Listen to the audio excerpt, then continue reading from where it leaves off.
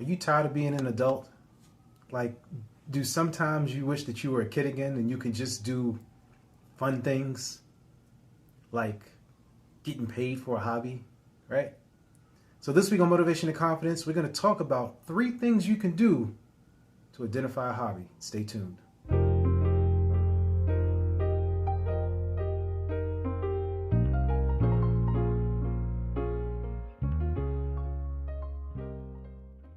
This is Motivation and Confidence, where we help you do your daily best. And I'm your host, Tom Danger. As always, thank you so much for tuning in. It's just me and you this week. It's just me and you every week. I always wanted to feel like I got my arm around you. Or if you don't like to be touched, I'm in the room with you. And we're just having a conversation. And if you have been, before I forget, please forgive me. Please like, subscribe, and share this podcast with someone that you think could use some words of encouragement, a good laugh, or just something different to listen to. Definitely appreciate that. So, if you've been following along on the journey, right? We talked about in episode 1 about writing things down. So when you write things down, it's a way that you can sort of put it into the universe and somehow let the magic happen. Okay? Throughout nearly 200 episodes, we've been documenting the transition from employee to employer. And in part of that, we've been fortunate enough to figure out how to monetize a hobby. So I ask you, what hobby are you into? Like what do you dig? Like what do you enjoy? What can you do that you lose time in, that you almost feel like a kid again? And for me, I'll share my story. It's rapping, right? So we talk about,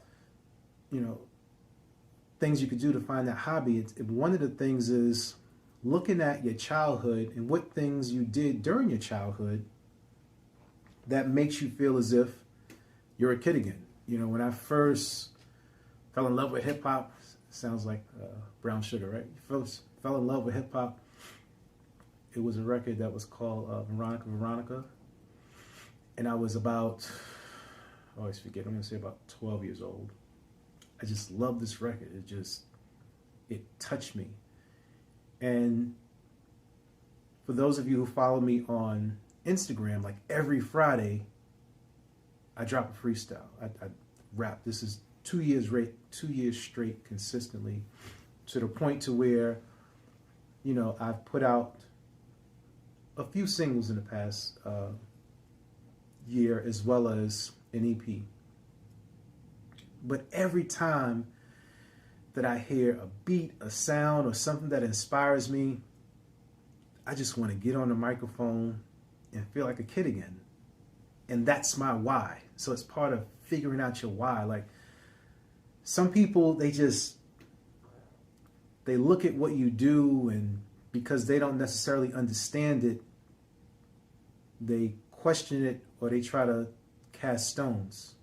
But don't worry about what other people think. That thing that you did when you were a kid is what's going to drive you and fuel you. It's going to help recharge you to offset the other stuff that you go through in life, because we all know that you may have a job that you don't particularly care for, but you're doing it to take care of your family. You may have struggles in your relationship, friendships, family situations that may be difficult, but it's like when you tap into this hobby, you get a chance to get lost in time and just be free creatively.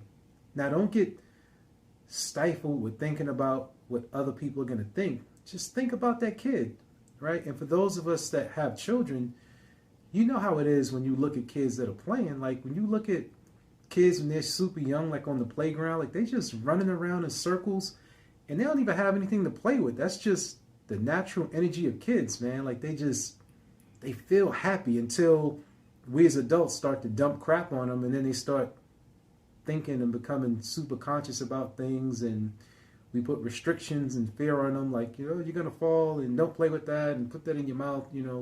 I'm not saying kids should not, safety is not first. Safety is always first. It's just sometimes we have to be mindful of if we put our limiting fears on our kids as opposed to letting them really explore. So again, the first thing is reclaiming what you did in your childhood and applying that to a hobby. Okay. The second thing would be, if you think about what you already do, how could you flip that into a hobby? I love food and I love drinks. So another thing that I had done was, I'm far from a food critic, but I was able to set up some sort of, on Google Maps, you can become like a local guide. And, prior to the pandemic, anytime we would go out to a restaurant or something, I would snap a picture and I'd leave a review. And, one of those pictures got over 1 million views. It was just, one of those things where you don't even think about it, but like, your voice really matters. Like, people care about your experience and what you think of things and how things taste and all that stuff, One second. Don't minimize what it is that you do, thinking that you have to be on some grand scale or that you need to have it all figured out. You don't have to have any of it figured out. All you have to do is basically have the idea. And from the idea, just take baby steps into it, whether it's using your phone, whether it's writing some notes about it. I mean, the phone is pretty much, the supercomputer that everybody uses, so you want to have that. But even if you don't want to use your phone, you can write about it and post it on a blog, or write about it and put it on Twitter, or you can write about it and post it in a local paper, or there's so many different avenues that you can look at things, If you like movies, you can, review movies online. There's the opportunities right now are endless. Like, you can start a channel or a social media account and talk about anything. And if you're an introvert and you don't want your face to be, on the screen, even better, right? Because you can let the images or the videos speak for themselves. Check it out. You don't even have to use your voice. You can get an animated voice, just type in the words that you want it to say, and it'll sound like in a robotic voice, so that you can let that rock too.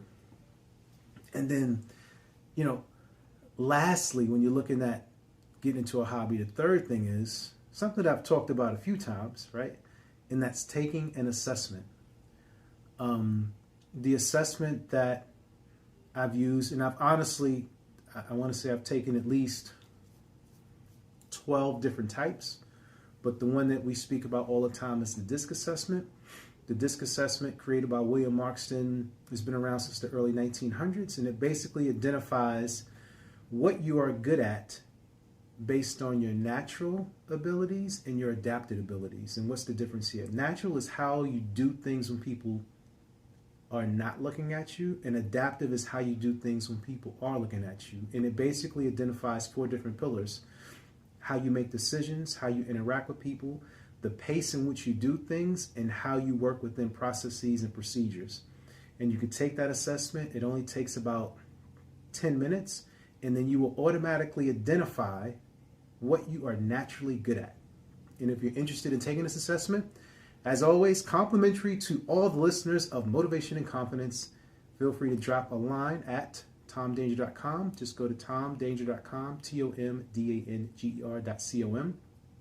Go to that contact form and just say assessment questionnaire, and it's free. I only charge if you want to do some sort of program. So if you want to get on, 1 month, 2 month, 3 months, something like that. But just to get the general assessment is free of charge, and you get a chance to speak with me for about 15 minutes on the phone or via Zoom. So if you'd like to take advantage of that. And get some deeper self-awareness as to, what your strengths and weaknesses are and how you can apply that to your hobby, feel free. As long as you're good to you, you're good to others. This is Motivation and Confidence, where we help you do your daily best.